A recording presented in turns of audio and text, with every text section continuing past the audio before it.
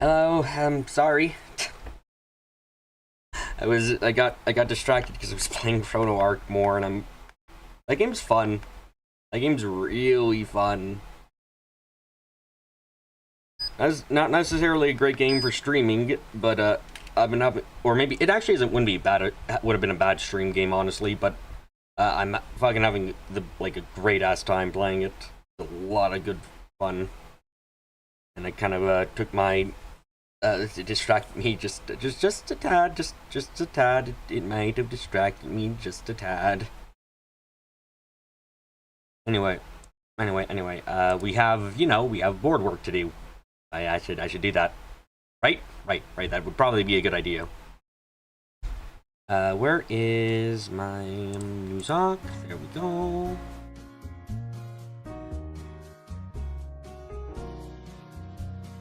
Okay, I don't think we have any new characters, unless someone wants to correct me, but we do have a little bit of updating to do.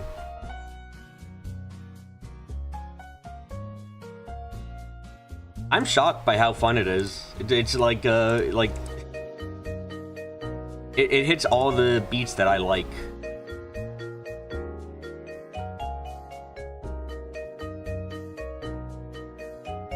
Neurotoxin, man, got neurotoxin. Yep.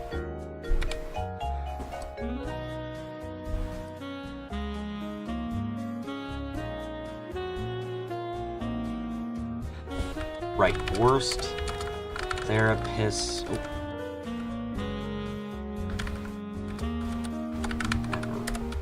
There we go. Yep, that's a very accurate summation of him now, right? Right. That's the perfect summation of him. Also, hello, A. What was I going to do? There were thoughts in this head before I vacated them. I suppose they're gone now.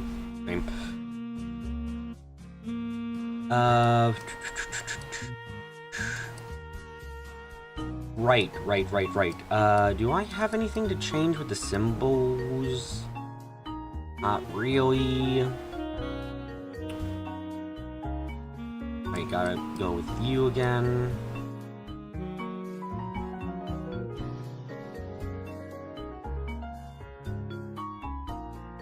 I don't think I posted the last board, so I'm just gonna keep everything actually. Didn't post the last board for some reason because I forgot, really. Again, worst therapist ever. Yep, gotta make sure I put in the right words. So, what do you guys think about this interlude overall? By the way, also let me just put here.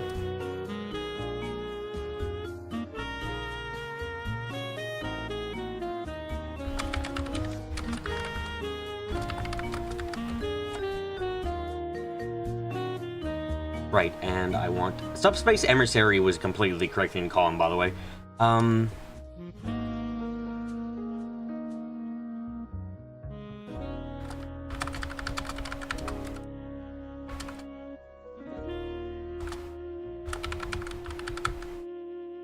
I think that Catro is the only good part of the interlude, frankly. So we have a positive... Oh yeah, no, definitely. Where are they? I think they're somewhere... Oh, here they are. What the fuck is this doing here? Someone missing their symbol? Hello? Anyone missing the symbol? No? Okay.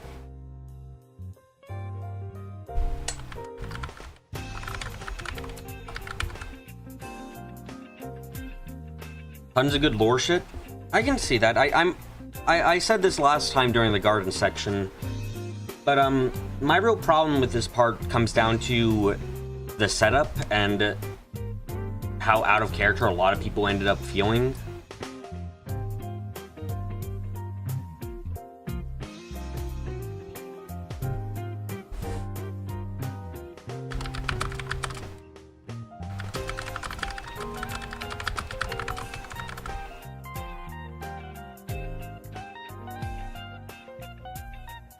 Like, I feel like the capture part was the best done, but I feel like it was the best done because the entirety of the...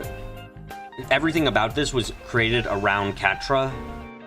So, like, it'd be really bad if Catra was done poorly.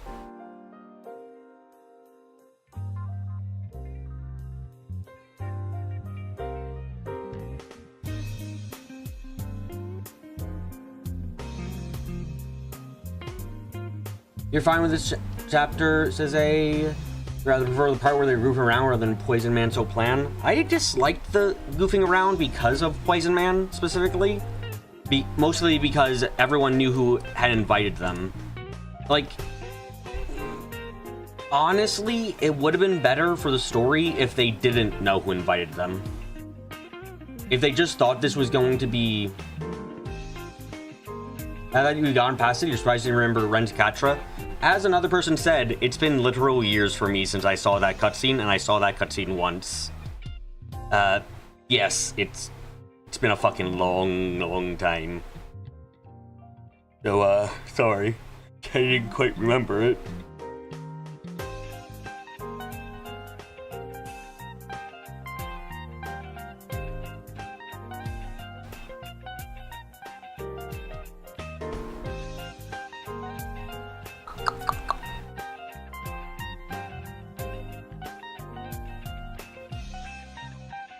Some try to remind you, but you wanted you to remember you did, and not needle you to point where you did.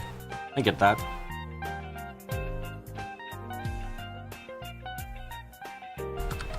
Edgy edge. Yeah, you both get that, because you're both edgy edge. That's all you are. Oh, wait, no. I don't like that. Get rid of that. Post-it note. Right.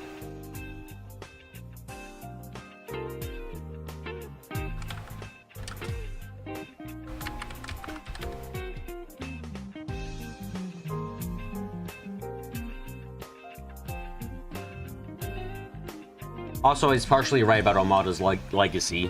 Partially. Mostly. Not quite normally, but, you know, it's fine. What else we got?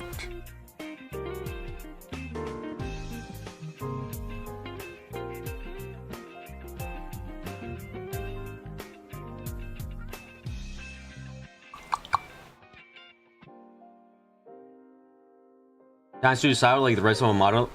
Foul. It's very funny to me that even though Dante's probably didn't raise them like at all by himself or even met them after they were born, I'm quite sure he'd be proud as fuck of them.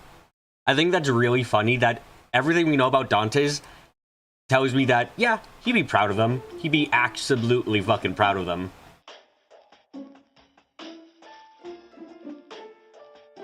You would say, what the fuck? Two boys who go to Paradise and Falcom has to name both of them Catra. I will say the fact that they were like, no, we had to do something. And just like, you started this series off with naming people with logic.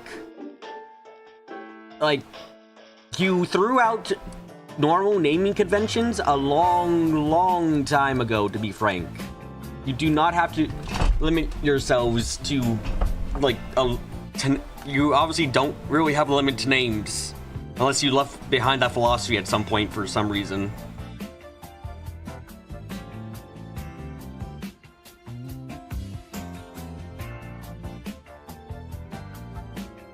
Oh, right.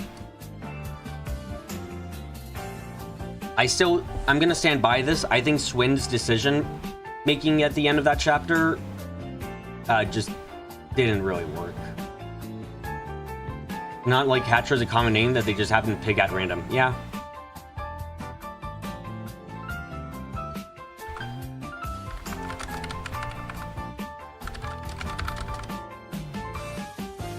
Like if they both call him Josh. Yeah, no, I agree. Hearing that the reason, hold on, let me fix my face. Hearing that the reason given was, oh, you know, we got so many names, it just kind of happens.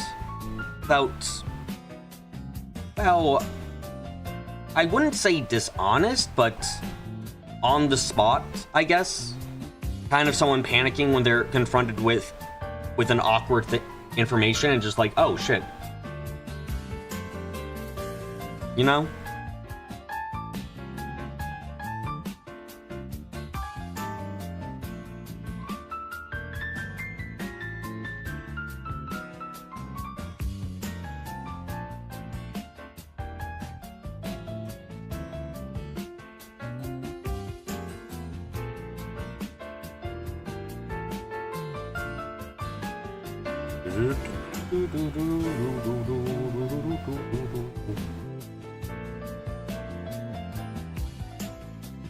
What else do I got going on? Right, yeah.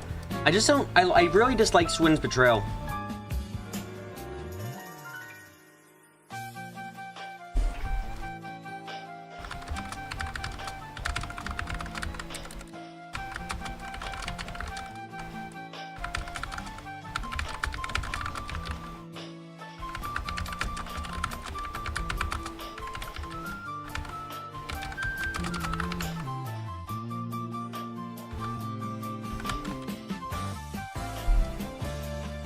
I just feel like it's out of character, extremely out of character for Swin.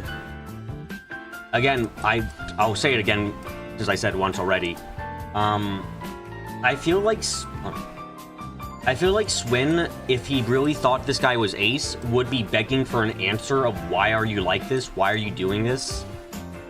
Like, desperately trying to find out, wanting to believe that there's a good reason for why Ace is doing what he's doing, you know? I don't feel like he'd actually side with him. He's just be looking for something. Yeah, it's out of character because it's triggered by his trauma, but okay. Going deep in depth into this again.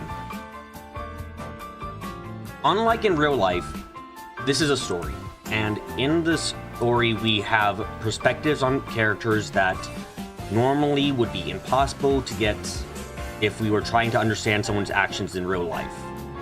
We do have more perspective than normal. Hi, Flan. So we have a greater understanding of Swin's character than we would normally be able to have. No, we're not discussing this here. What? Why not? Huh? Why, is there a problem with discussing the stuff like this?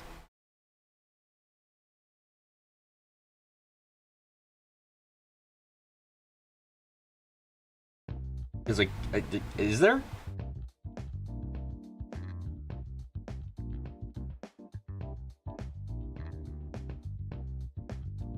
Because like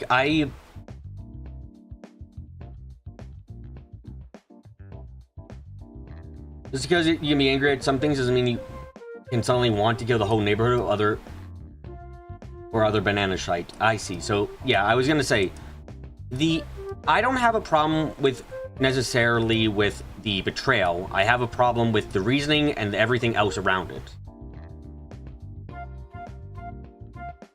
You think not? Usually that kind of baggage is kept until it's narrowly convenient to bring it up. I'll need clarification on which statement you're responding to there, A. What I was trying to say, by the way, was that we know Swin, like, what could define Swin's character overall? And some of the stuff that defines it is his past with the Gardens. He despised the Gardens because of what they made him do. In relation to, even before he tried to escape the first time with Ace, he despised the Gardens and wanted to get out. And he disliked killing. After having to kill Ace because of a seemingly random betrayal in his eyes, he felt even worse and was disgusted and was planning on, and it reinforced his idea of getting out at some point, but he refused to let Ace's sacrifice be in vain at the moment. He then teamed up with Nadia for a time, didn't know she was Ace's brother. Once he learned she was Ace's brother, he was like, ah, yes, and she wants me dead? Yes, this is perfectly fine, I deserve this. Then she decided that actually that wasn't how he should go about doing it, and it was like, nah, you gotta live. And he was like, do I? And it's like, yeah. It's like, you're right, I should live. I can't, if I die here, just, Ace wanted me to live, I can't just die here. And then decided, like, you know what, I'm gonna atone for what happened with Ace by making sure that you live a good life, which is why he's so devoted to Nadia in the first place. So the issue I take place in is that knowing all of that, and yeah, Ace is very important for why he does what he does, but it's just like the reasons, what reasons he's gained from meeting Ace wasn't like, oh, Ace, he fucking regrets what happened with Ace because he was like a brother slash father figure to him. And then Ace died, but he, well, not quite moving on per se, he did grow and decide to live his life a certain way. And going back on that essentially is like, he did never join up with Ace, even if he truly believes is Ace again, if it means hurting more people and killing, because he hated that. He despises it. He mentions he has nightmares about it. Like, he was having nightmares about it constantly. And Nadia too. It's like they don't like killing. And everything that Ace has done up to this point shows that he's fine with killing. And he's worked with the Grendel, he's killed more people. And if he really is the Guard Master, then he's responsible for so many fucking deaths. Like, it's just... no. And then him abandoning Nadia, essentially? Fuck no. After all this time, there is no way in hell you can convince me that Swin would ever leave Nadia behind in this case. He didn't even really try to convince her to come with. He wasn't like, Nadia, please, I know how to feel, but we can be a family again or something. You're gonna be with your brother. Like, it just... what? No, Swin wouldn't do it like that. It just... no. The whole thing needs some more build-up because at some point we're just extrapolating. Yeah. But I'm going based off of everything we know about Swin, and it doesn't make sense for him to do this action. Like, Nadia's action immediately after Swin betrayed makes a lot of sense. She moped for a few days, depressed as fuck, and then she went and like, fuck it, I'm getting my boyfriend back, and went out. It's like, yeah, that's Nadia. That's very much what Nadia would do. That makes sense. If Nadia, like, had just immediately been like, oh, we're going with Ace? Okay, and jumped with them, I'd also be like, what the fuck is this? This is bullshit in many ways.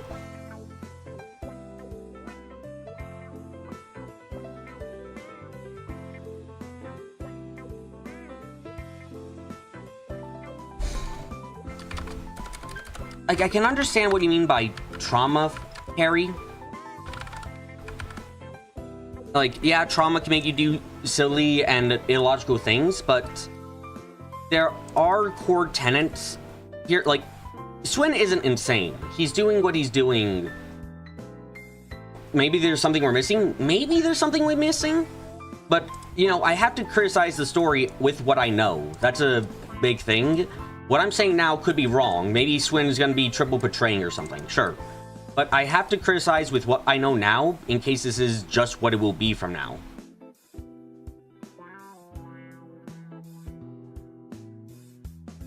You would say it's freaking convenient that two people would be most affected by him being Ace were in Calvard and working with Fan at the time? Oh, absolutely. That's,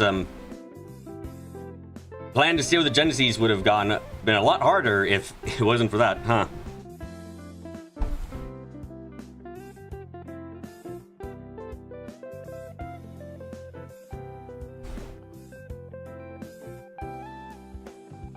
But, yeah, it comes down to an issue of, we know what Swin's like, enough so, and his beliefs, that even with how much he might miss Ace, I can't imagine him having done what he did.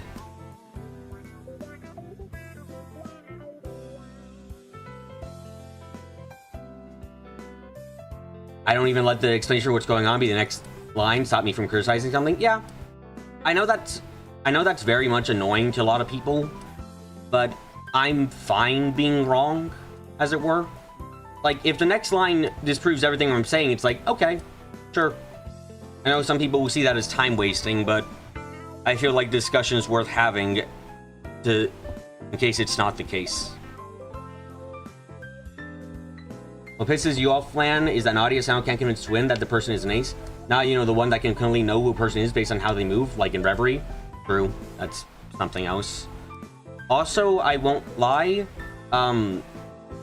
okay, we didn't get much of Ace before now, and I still don't think this is Ace, but, like, the Ace we saw in 3 and 9 was nothing like this guy, like, at all. And for it's annoying because you think criticism should take in the story as a whole, while conspiracy theories don't need to wait. Part of the reason I think that this I chalk up to actually my memory and my inability to, like, you've seen me between weeks forget about a lot of things, let alone across an entire game. The reason I partially criticize as things come up is because trying to keep everything in mind for me up to the end and keeping that into the end of the story isn't going to, like, really work for me. I'm more likely to forget details and stuff like that. So it helps me to get my thoughts out at the moment before they slip by and I forget what we're doing.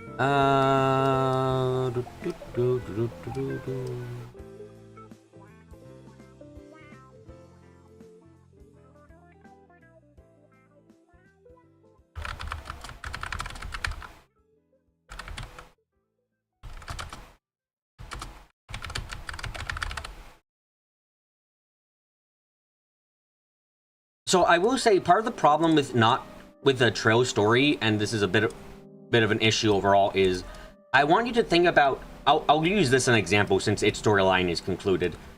Code Steel. Can you imagine if I didn't talk about Ozzy's plan and what the potential problems with it and shit would be until we're at the very end? Like, oh boy, that would have been so much, you know? Like that's kind of a trail, but that's like a kind of small part of this is like Trails doesn't give you the end of the end. Like the end of the game isn't the end of the story of this overall. So it's like, oh, I wonder why this group is doing that or stuff like this. It does cause undeniable, like you can't really say that Trails' stories are almost ever totally concluded because of that kind of thing, which makes it best just to talk about it as is.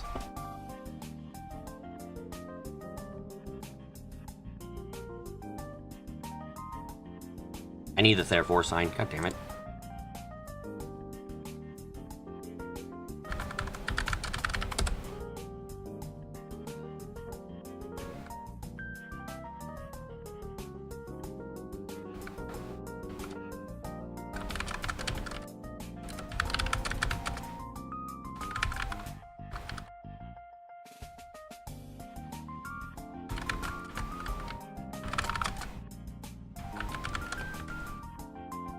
I will say this again, and I don't think there is...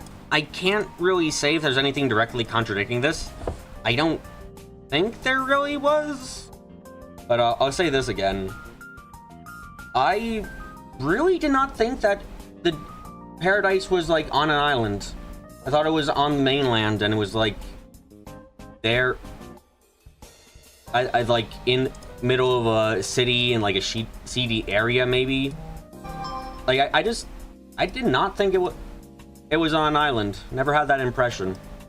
I don't know if I could really give a moment where that impression formed, or if there's anything really contradicting it being on an island, but, like, I don't know. I just never really thought of it as being on an island.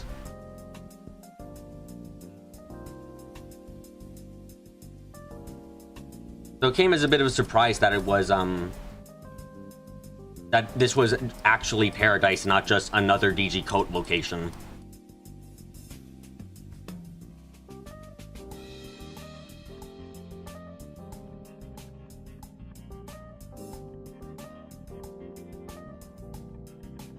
Oh, right. Where's Proven himself, man? Is he down here? I don't think he is.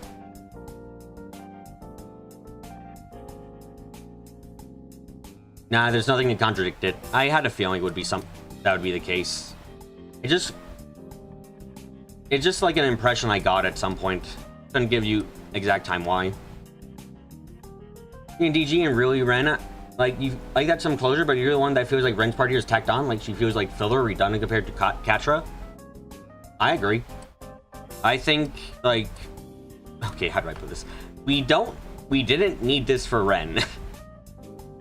Was this needed for Ren? I don't think so. I sincerely don't think so.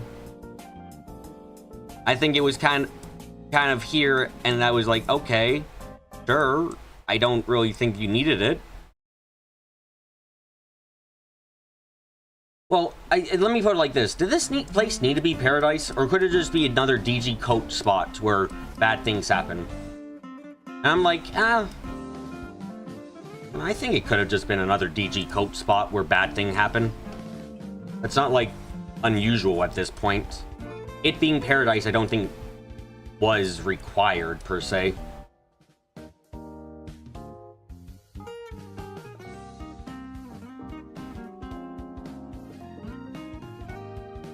And I actually, I'll be honest, I would much prefer it if this place was Catra's DG Coat location, to be frank. Like, considering how much this chapter focused on Catra, I'd much more prefer if it was... if this was Catra's location. Because, you know, I just feel like they did good with Catra. I'd like to have seen more about that then instead.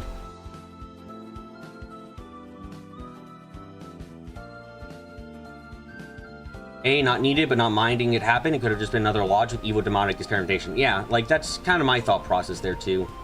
Also, as far as we know, Paradise was destroyed, so I was kind of fine never going there.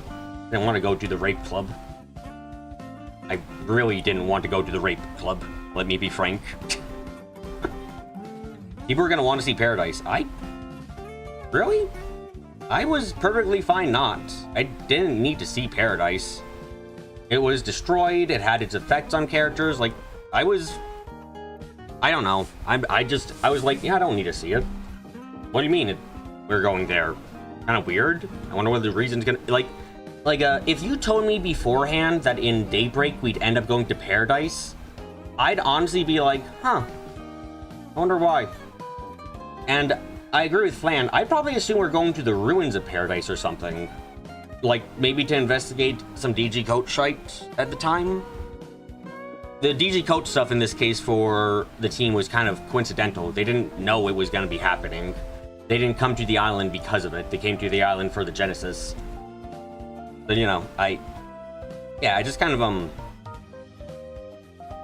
I didn't really feel like we needed to go to Paradise. Just, like, I guess this is a weirdest way to say this. I feel like it's fan service. Now, Paradise and fan service being the same sentence is probably going to get me speared in the head by someone eventually, but, you know, it's the only term I can think to use here.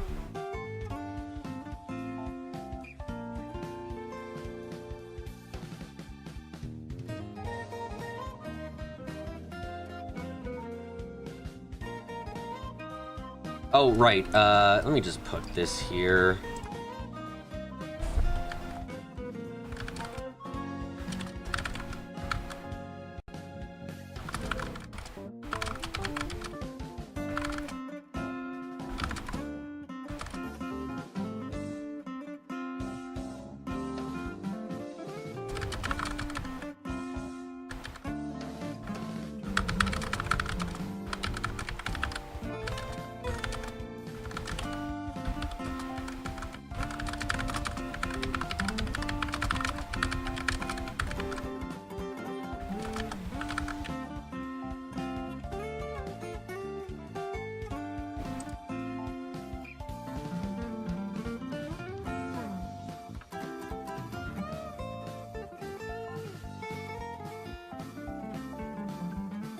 Guess it's more that Paradise looms large and trails Lauren to actually avoid it while having a plotline centered around the DG Code would be strange.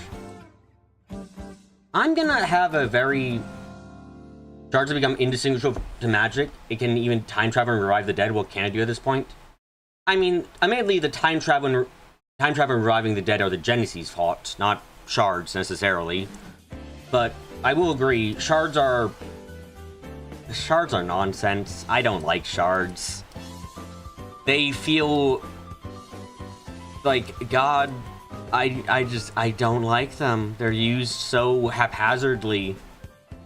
The fact, like, you have to understand, the fact that the DG Coat's underground lair in this place was undetectable by Sarge Church because they prepared for it, essentially, is just like, what the fuck do you mean they prepared for it? Sarge Church didn't exist. What the fuck do you mean they prepared for it? How the fuck would they have even done that? It was a technology that didn't exist at the time. What are you talking about? Charge are such a plot device bullshit. Like, I just do not like them. It might have been hardwood. If it was hardwood, they should have said it. The character would have said, I think it was hard. I think hardwood must have hidden this. Instead of saying the coat must have hidden this.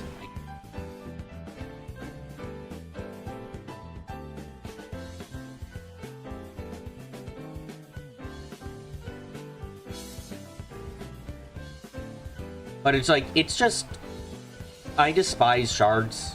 They're so, I despise the Genesis too. Mostly in how they're both used.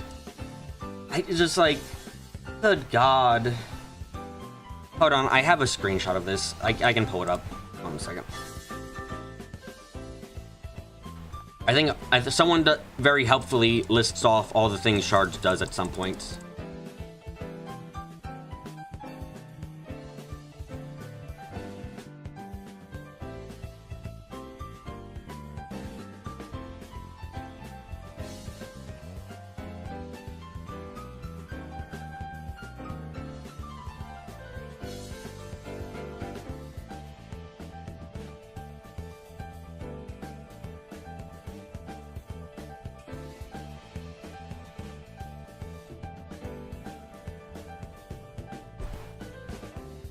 Can't find it immediately, but yeah, that even if he owned the island, covering that much ground by himself would be a waste of time. I could get that, but admittedly, he also was able to just kind of do what he wanted sometimes.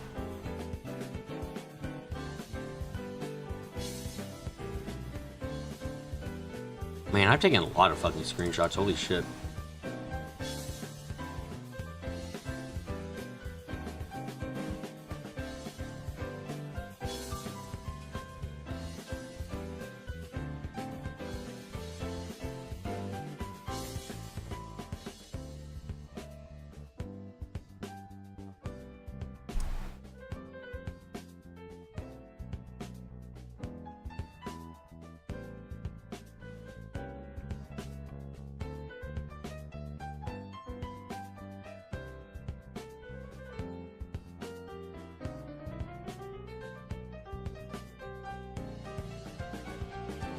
Seems like I don't actually have the screenshot I thought I did, but just overall, I really don't like how the Genesis are able to just do whatever they want for the plot. They are such blatant MacGuffins that can do whatever is needed that I really despise it. And the fact that the crew never tries to do the same things with them or use them at all, like, the time travel isn't something they tried to do, I would like to remind you. It just kind of happens. But no one tries to fucking make use of this shit. It's like, wow, you've seen what the Genesis can do, guys. You want to try utilizing one of them? No? Why? Not gonna answer, eh? Okay.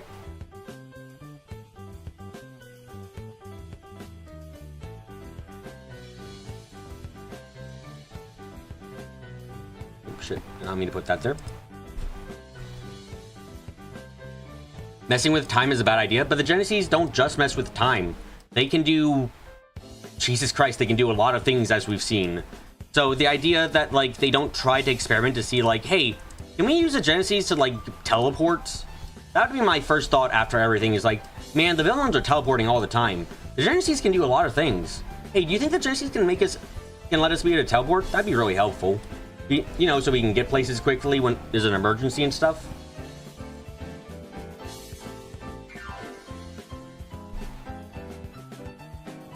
That'd be great if it was mentioned. Your own take would be use the twins to do it. If they can teleport and she could use shadows, that's a big stretch. I mean, tinkering with them could unleash some other ancient spirit, but it hasn't done that. All of it's done is whatever a person wants it to do.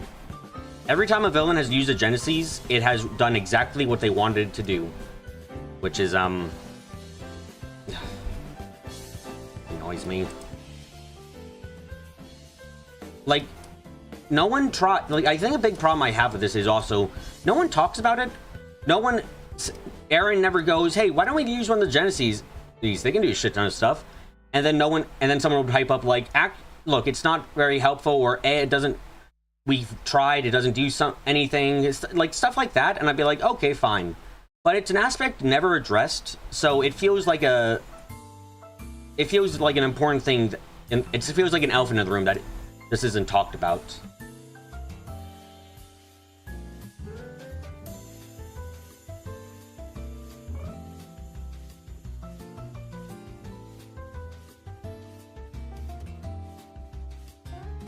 Oh, there goes my neck.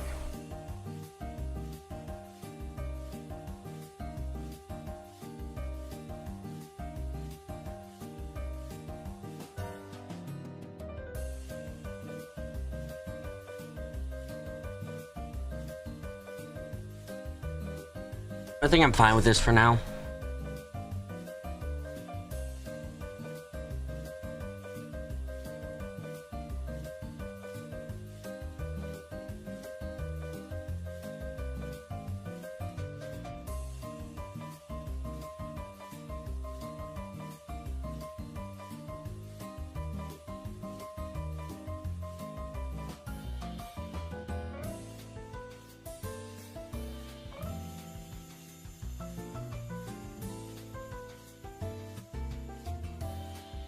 Oof? What? Not much to add? Not much to add, honestly. I mean, a lot was said, but there's also not much that can be talked about, per se. It's a lot of stuff that was brought up and resolved in this part alone, which means that there isn't much to talk about, per se, for that reason.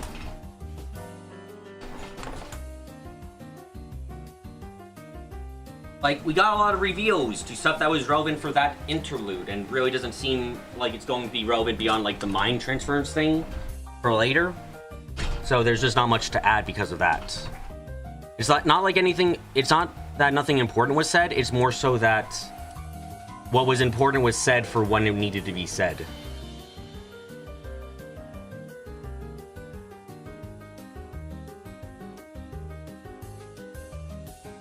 Yeah. Anyway. Thank you everyone for coming to today's live stream. Hope you guys had a good time. If the first time coming, suggest you subscribe and hit the notification bell so where I'm streaming, letting me stream, leave a like, if you have anything, comment, leave a comment below, and share the stream around to whoever might be interested. But until next time, I'm